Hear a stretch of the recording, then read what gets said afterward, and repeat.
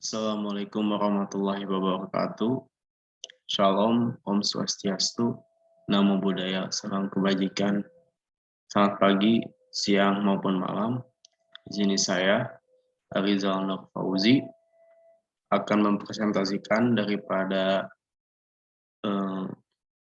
materi mengenai kesalahan umum dalam pembuatan kontrak dengan metode komparasi sistem hukum Anglo-Saxon dan juga sistem hukum di Indonesia, yang mana hal ini sebagai salah satu syarat untuk lulus mata kuliah perbandingan hukum perdata, yang mana presentasi kali ini adalah satu tugas untuk terpenuhinya ujian akhir semester kali ini.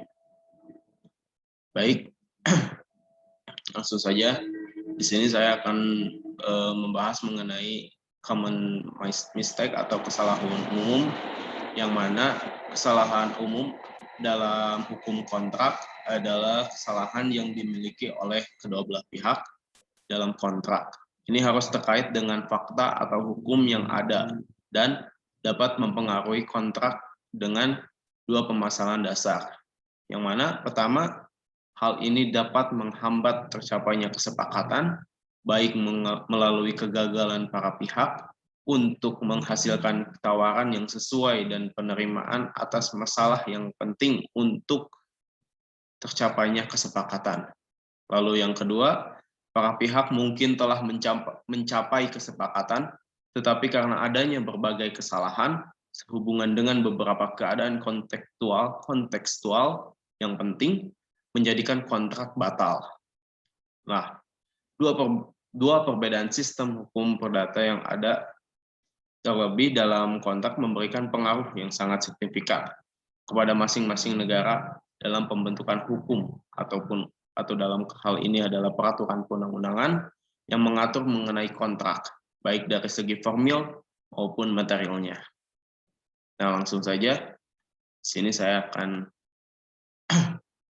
berganti slide.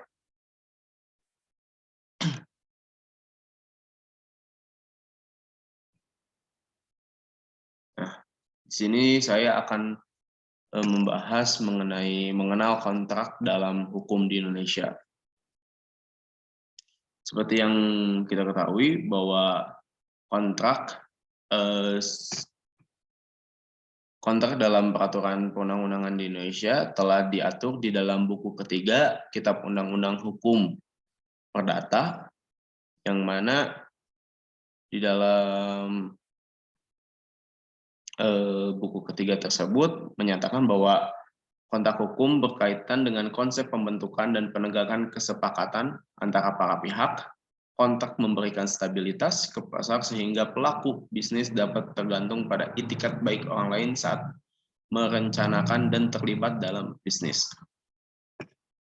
Nah, tidak semua janji adalah bisa disebut sebagai kontrak. Sebuah kontrak telah didefinisikan perjanjian antara dua pihak atau lebih yang menciptakan kewajiban untuk melakukan atau tidak melakukan hal tertentu.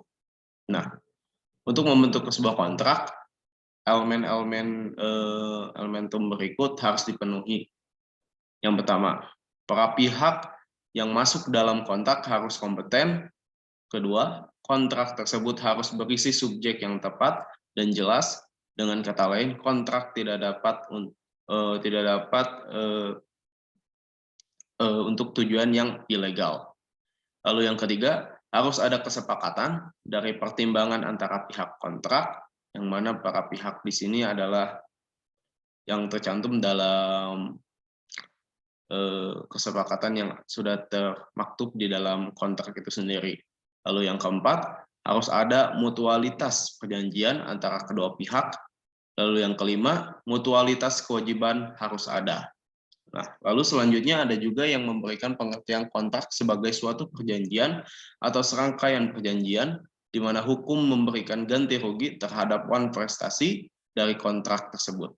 Dan oleh hukum, pelaksanaan dari kontrak tersebut dianggap merupakan suatu tugas yang harus dilaksanakan. Maka dari itu, Sebenarnya kontrak merupakan salah satu sumber dari perikatan. Dalam tampilannya yang klasik untuk istilah kontrak ini sering disebut perjanjian. Sebagai terjemahan dari agreement dalam bahasa Inggris atau overeenkomst dalam bahasa Belanda. Nah, di samping itu juga ada juga istilah yang sepadan dengan istilah kontrak, yaitu istilah transaksi, yang merupakan terjemahan dari istilah Inggris yaitu transaction. Namun demikian, istilah kontrak atau kontrak adalah yang paling modern, paling luas, dan paling lazim digunakan, termasuk pemakaiannya dalam dunia bisnis. Dan hukum yang mengatur kontrak itu disebut dengan hukum kontrak. Nah, di sini saya akan membahas mengenai pembentukan kontrak standar.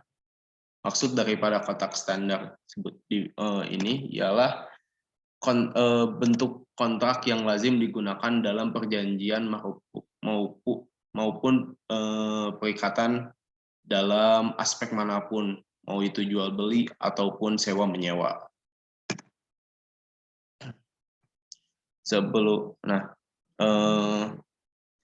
Ada sekitar 8 hal yang harus dipenuhi dalam pembentukan sebuah kontrak atau agreement ini, yang mana di awalnya yaitu dalam kepala kontrak terdiri dari judul kontrak, yang mana judul kontrak ini dijelaskan dengan beberapa kata tentang jenis kontrak, untuk contoh seperti sewa menyewa, jual beli, dan lain-lain.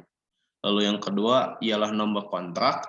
Nah, nomor kontrak ini diberikan oleh pejabat yang berwenang untuk membuat kontrak. Semisal dalam pembuatan akta tanah, yang mana pejabat yang berwenang ialah pejabat pembuat akta tanah atau PPAT, yang mana biasa disebut sebagai notariat. Lalu yang ketiga ialah pembukaan kontrak. Pembukaan kontrak ini menggambarkan waktu dan tempat perjanjian. Lalu yang keempat ialah nama lengkap dan juga jabatan resmi. Hal ini diterapkan pada akta autentik yang seharusnya dibuat oleh yang berwenang pejabat untuk menunjukkan bahwa para pihak memang hadir dan pejabat sebagai saksi. Lalu yang kelima, perbandingan. Perbandingan berasal dari bahasa Belanda, banding atau perbandingan dalam bahasa Inggris. Hal ini dijelaskan dengan penjelasan para pihak saling berhadapan atau pihak menghadap pejabat yang berwenang. Lalu di dalam nama lengkap dan jabatan resmi pun ada keterangan, lalu ada kontrak kesital dan badan kontrak. Nah, di badan kontrak ini termaktub beberapa hal seperti semisal ketentuan yang menjelaskan jenis-jenis perjanjian pada umumnya, itu terkandung pada pasal 1 Undang-Undang Kitab Undang-Undang Hukum Acara Perdata. Lalu adapun definisi yang menjelaskan arti dan istilah-istilah yang digunakan dalam kontrak. Lalu adapun hak dan kewajiban yang berkaitan dengan unsur esensialia, yaitu unsur naturalia atau unsur aksidentalia dan dari perjanjian yang ditetapkannya secara berurutan, yang termaktub pada pasal di bawahnya. Lalu ada klausula eksonerasi, yaitu klausula yang biasanya termasuk dalam standar kontrak, lalu disusul dengan keadaan memaksa atau force majeure atau overmarch, adalah kondisi yang terjadi tiba-tiba di luar perhitungan para pihak. Nah, lalu adapun pemutusan perjanjian dari akibat hukumnya, pengikatan harus dilakukan berdasarkan kesepakatan para pihak tentunya. Lalu disusul dengan pola penyelesaian sengketa, lalu pilihan hukum bila mana terjadi sengketa, lalu jaminan identitas kebenaran, diakhiri dengan penutupan kontrak yang terdiri dari pengertian tentang orang-orang yang hadir dalam pembuatan kontrak, konfirmasi pembacaan kontrak oleh otoritas yang berwenang, perbedaan tempat, waktu, hari, dan tanggal dalam penutupan dan pembukaan kontrak, lalu uraian ada tidaknya perubahan kontrak, lalu pernyataan tentang penandatanganan kontrak, konfirmasi lembar kontrak dalam bentuk salinan, para pihak dengan suara yang sama. Nah, itu adalah komposisi yang ada di dalam sebuah kontrak. Yang sebelumnya sudah dijelaskan merupakan substansi yang memang harus dan wajib diterapkan dalam sebuah perjanjian ataupun pembuatan kontrak dalam bentuk standar. Lalu di sini saya akan kembali menjelaskan mengenai kepada inti pembicaraan kali ini, yaitu kesalahan umum dalam pembuatan kontrak. Nah, kesalahan umum dalam pembuatan kontrak mengancam kontrak secara total hingga sampai kepada tidak tercapainya kata sepakat, karena sudah sepatutnya diketahui bahwa tidak ada kontrak yang terbentuk jika para pihak tidak membuat penawaran dan penerimaan yang sesuai. Perlu diketahui juga bahwa kesalahan umum yang sering ditemukan dalam kontrak adalah ketidaksesuaian dengan prinsip yang ada dalam berkontrak. Nah, prinsip ini dianggap penting karena prinsip digunakan sebagai pedoman dalam berkontrak. Banyak prinsip yang dikenal dalam kontrak, tetapi ada 4 prinsip yang paling banyak digunakan sebagai pedoman.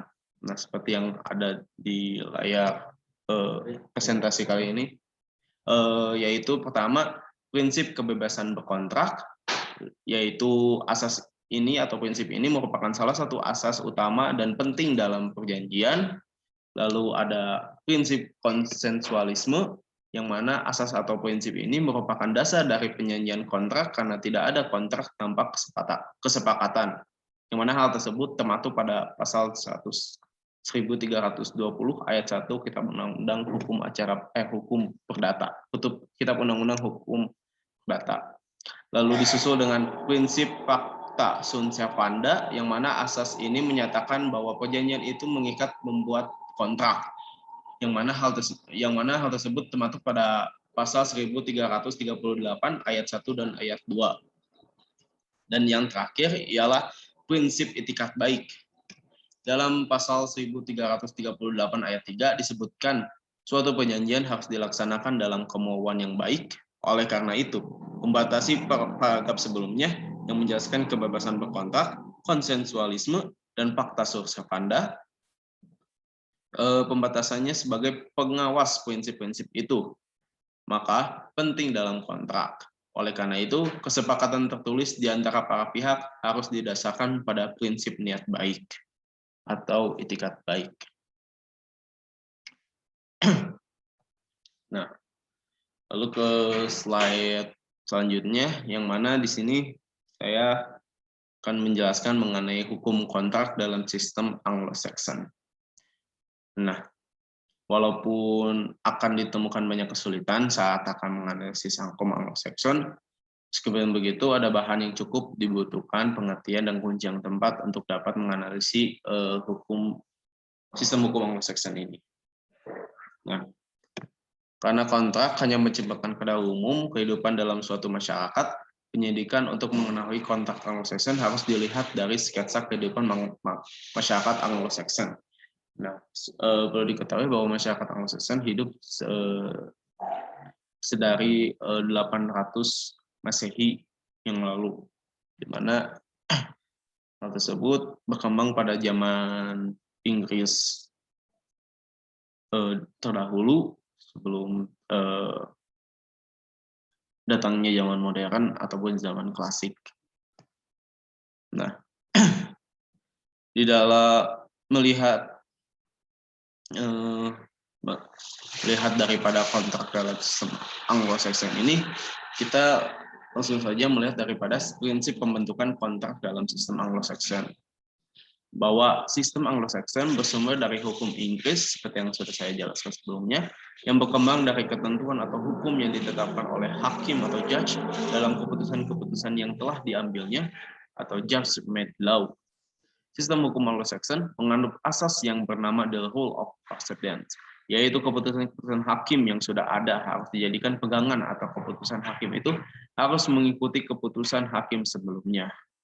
Ini mengapa sistem Anglo-Saxon juga biasa disebut sebagai common law atau hukum kebiasaan.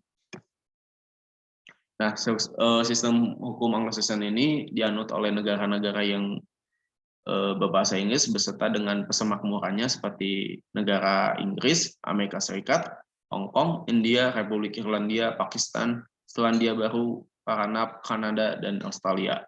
Kecuali negara bagian Louisiana di Amerika Serikat dan Provinsi Quebec di Kanada yang menganut sistem hukum Eropa kontinental. Nah,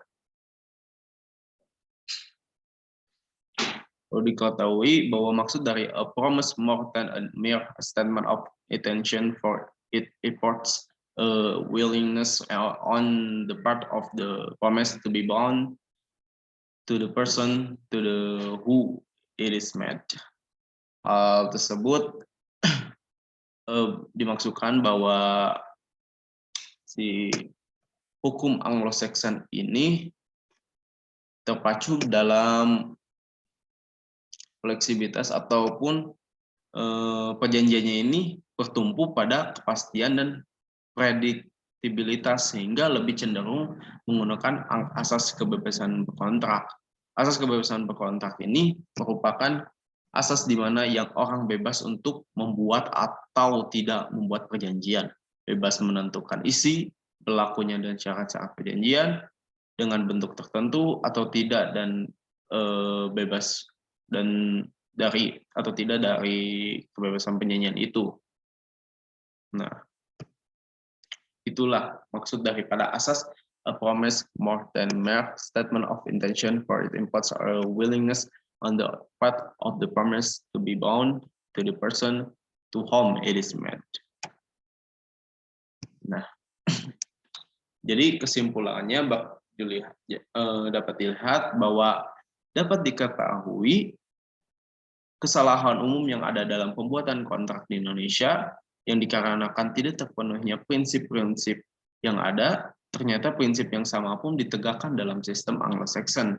Walau sistem perjanjian pada Anglo-Saxon lebih bertumpu pada kepastian dan prediktibilitas, yang mana terdapat kecenderungan lebih pada prinsip kebebasan berkontrak, hal tersebut tidak menutup kemungkinan bahwa pelanggaran prinsip yang umum terjadi di Indonesia juga akan dianggap pelanggaran bila dilihat dari sistem hukum Anglo-Saxon.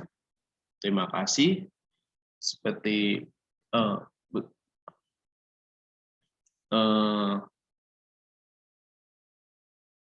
telah terpenuhinya daripada tugas bagian daripada ulangan akhir semester ini, dan saya akhiri daripada presentasi kali ini seperti asas yang tertampil di layar monitor bahwa yang bertuliskan bahwa ignorantia juris non excusat, bahwa ketidaktahuan hukum tidak dapat dimaafkan. Maka dari itu perlunya pengetahuan mengenai hukum seperti perbandingan hukum daripada hukum di Indonesia dan juga dalam hal ini sistem hukum Anglo-Saxon. Semoga apa yang sudah saya paparkan dapat menjadi masukan ataupun dapat jadi bekal dalam perbuatan perjanjian ataupun perbuatan kontrak di masa waktu yang mendatang. Terima kasih. Selamat malam, pagi maupun siang. Wabillahi taufiq wal hidayah. Wassalamualaikum warahmatullahi wabarakatuh.